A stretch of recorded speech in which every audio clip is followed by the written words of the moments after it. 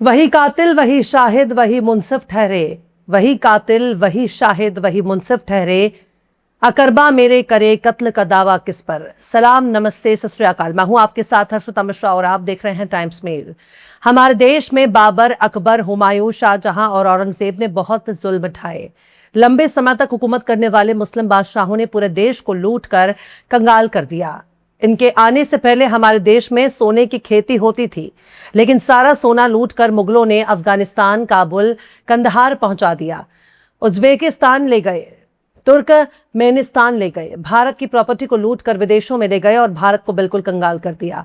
इसलिए बाबर, अकबर और औरंगजेब के खिलाफ आज के दौर में कार्रवाई जरूर होनी चाहिए। उनके खिलाफ गंभीर धाराओं में मुकदमा दर्ज होना चाहिए, उन्हें गिरफ्तार कर अदालत में पेश करना चाहिए, उन्हें सजा मिलनी चाहिए, उन्हें फांसी के तख्ते पर लटकाया जाना चाहिए। मुगलों से हर जुल्म का चुन चुन कर इंतकाम लिया जाना चाहिए और मुगलों के उन राजपूत, ब्राह्मण, भूमिहार हिंदू रिश्तेदारों को भी चुन चुनकर सबक सिखाया जाना चाहिए जिन्होंने अपनी बहन बेटियां देकर मुगलों से रिश्तेदारी की, जिन्होंने मुगलों की हुकूमत संभाली, जिन्होंने अपनी बहन बेटियों की कोख से जन्मे मुस्लिम शहजादों और मुस्लिम बच्चों को अपना भांजा नवासा कहा। पर अब मुगल दौर तो निकल चुका है, मुगल अब जिंदा है नहीं, तो ये बदला किससे लिया जाएगा, सबक किसको सिखाया जाएगा। पर साहब, अगर आज मुगल होते भी तो शायद उनसे रिश्तेदारी के लिए वही लोग लाइन लगाकर खड़े हो जाएंगे जो मुगलों से बदला लेने की वकालत करते हैं। अब ये समझ में नहीं आ रहा कि मध्य प्रदेश के खरगोन में तकरीबन 3 से 4 साल जेल में गुजारने वाले मुसलमान कौन से मुगलों के खानदान से हैं, उन्हें कौन से जुर्म की सजा दी जा रही है। और अब जब इनको बाइज्जत बरी किया जा रहा है, उनको रिहा किया जा रहा है, तो क्या उनकी खोई हुई इज्जत, उनका मान सम्मान और सबसे बढ़कर उनकी जिंदगी के उन दिनों को कैसे वापस लौटाया जाएगा जो उन्होंने जेल में गुजारे हैं।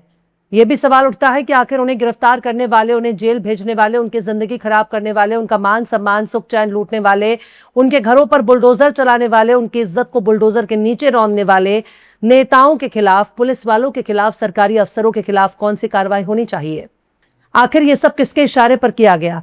क्योंकि मध्य प्रदेश के खरगोन में रामनवमी के दौरान आज से 4 साल पहले एक हिंसा हुई। इस मामले में कोर्ट ने 11 मुसलमानों को बरी कर दिया है। अभियोजन पक्ष कोर्ट में साबित नहीं कर पाया इन्होंने हिंसा को अंजाम दिया या पेट्रोल बम चलाए। यहां तक कि लैब रिपोर्ट में पुलिस को नाकामी हाथ लगी। अप्रैल 2022 में रामनवमी हिंसा के दौरान खरगोन में दंगा हो गया था, जिसके बाद मुसलमानों के कई दर्जनों घरों को तोड़ दिया गया। यहां तक कि सरकारी योजना के तहत बनाए गए घरों को भी तोड़ दिया गया, यानी जो प्रधानमंत्री आवास योजना के तहत बनाए गए घर थे उन पर भी सरकार ने बुलडोजर चला दिया। उस शख्स को भी पत्थर चलाने का आरोपी बना दिया गया जिसके दोनों हाथ नहीं थे। अब कोर्ट ने 11 मुसलमानों को भी जब बरी कर दिया है तो यह सवाल उठता है कि आखिर पुलिस ने उनके साथ ऐसी नाइंसाफी क्यों की। क्या उन्होंने नेताओं की चापलूसी के लिए वर्दी पहन रखी थी? क्या उन्होंने कानून और संविधान की कोई शपथ नहीं ली? अगर उन्होंने सही कार्रवाई की होती तो दंगा भड़काने वाले असली लोगों के खिलाफ तो जरूर कार्रवाई करनी चाहिए थी। अगर पुलिस के पास इतने ही पक्के सबूत थे तो अदालत में पेश क्यों ना कर सकी? अपने ही लगाए इल्जामों को साबित करने में फेल क्यों हो गई? पुलिस का दावा था कि 10 अप्रैल 2022 को पत्थर, तलवार और पेट्रोल बम से लैस भीड़ ने खरगोन के भटवारी मोहल्ले में शाम 6 बजे से रात के 9 बजे तक हिंसा की।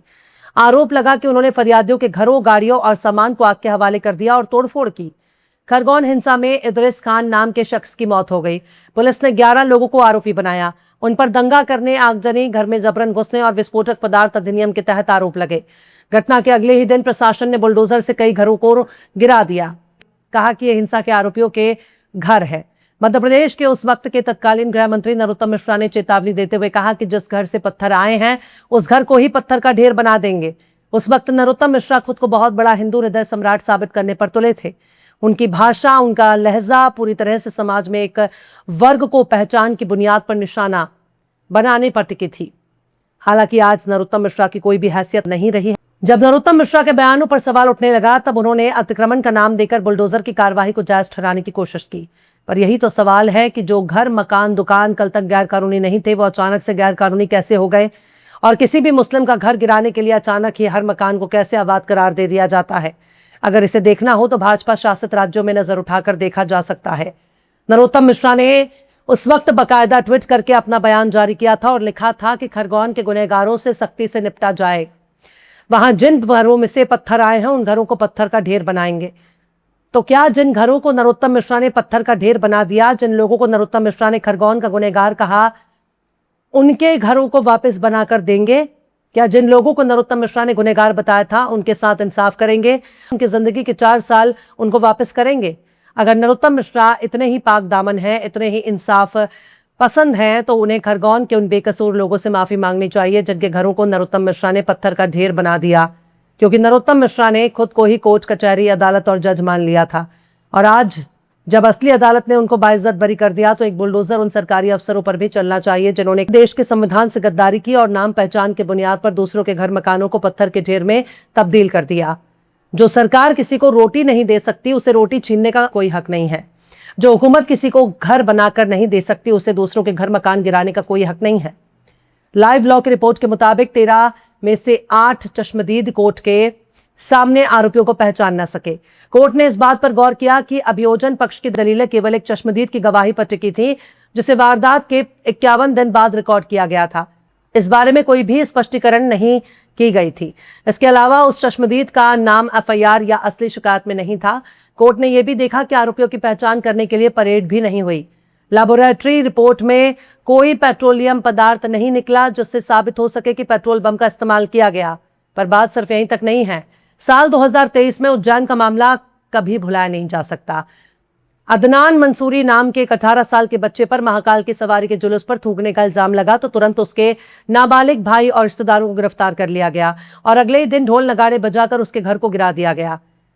अदनान 151 दिन तक जेल में रहा। दिसंबर 2023 में मध्य प्रदेश हाईकोर्ट की इंदौर बेंच ने उन्हें जमानत दे दी, क्योंकि गवाहों ने थूकने की घटना से इनकार कर दिया। उन्होंने कहा कि कोई थूकने की घटना उन्होंने देखी ही नहीं थी। कुछ गवाहों ने दावा किया कि पुलिस ने उनसे खाली कागजों पर दस्तखत करवाए थे, यानी महज नाम और पहचान की बुनियाद पर निशाना बनाने की कार्रवाई मध्य प्रदेश की सरकार ने की थी, जो अदालतों में बेनकाब हो गई। इस तरह का मिलता जुलता मामला इंदौर से सामने आया, पर आज भी सबसे ज्यादा उज्जैन का मामला याद किया जाता है। दरअसल 2014 में आजादी मिलने के बाद देश में नया नया इतिहास बनाया जा रहा है। 1947 में मिली आजादी कब गुलामी में तब्दील हो गई, ये पता ही नहीं चला। आजादी तो तब मिली जब 2014 का दौर आया, तब जाकर पूरे देश को अंग्रेजों की गुलामी से आजादी मिल गई। यानी अब हम आजाद हो चुके हैं, लेकिन इस आजादी का यह मतलब नहीं है कि अपनी निजी खुन्नस निकालने के लिए दूसरों को निशाना बनाया जाए। धर्म, मजहब, जात की बुनियाद पर किसी को भी फंसाने के लिए कानून का गलत इस्तेमाल किया जाए। लेकिन हमारे देश में अगर कहीं कानून है तो कानून नजर भी आना चाहिए। हमारे बाप दादाओं ने इसलिए फांसी चढ़कर शहादत कबूल नहीं की कि आजाद भारत में हुकूमत खुद को अंग्रेज समझने लगेगी। हमारे बुजुर्गों ने, हमारे बाप दादाओं ने, हमारे पुरखों ने इसलिए काला पानी की सजा नहीं झेली, इसलिए खुद को कुर्बान नहीं किया कि आने वाले वक्त में सरकार खुद को अंग्रेज साबित करने पर तुल जाएगी। सत्ता और सिस्टम को नहीं भूलना चाहिए। यह देश संविधान से चलेगा, उनकी मनमानी या नेताओं के बयानों से नहीं चलेगा। फिलहाल इस खबर में बस इतना ही। यह एपिसोड आपको कैसा लगा कमेंट बॉक्स में जरूर से बताइए। पसंद आए तो लाइक करें, शेयर करें और बेबाक, निष्पक्ष और स्वतंत्र पत्रकारिता को सपोर्ट करने के लिए आप हमारे चैनल टाइम्स मेल को जरूर से सब्सक्राइब करें और बेल आइकन की घंटी वाली बटन आप जरूर से दबा दें, ताकि आपको हमारे आने वाले नए वीडियो की नोटिफिकेशन फौरन ही मिल जाए। फिर मिलता है किसी और वीडियो में एक नई खबर के साथ। हर्षिता मिश्रा को दीजिए इजाजत। जय हिंद। अगर अभी तक आपने हमारे चैनल टाइम्स मेल को सब्सक्राइब नहीं किया है तो जल्दी से सब्सक्राइब कर दें और बेल आइकन भी प्रेस कर दें।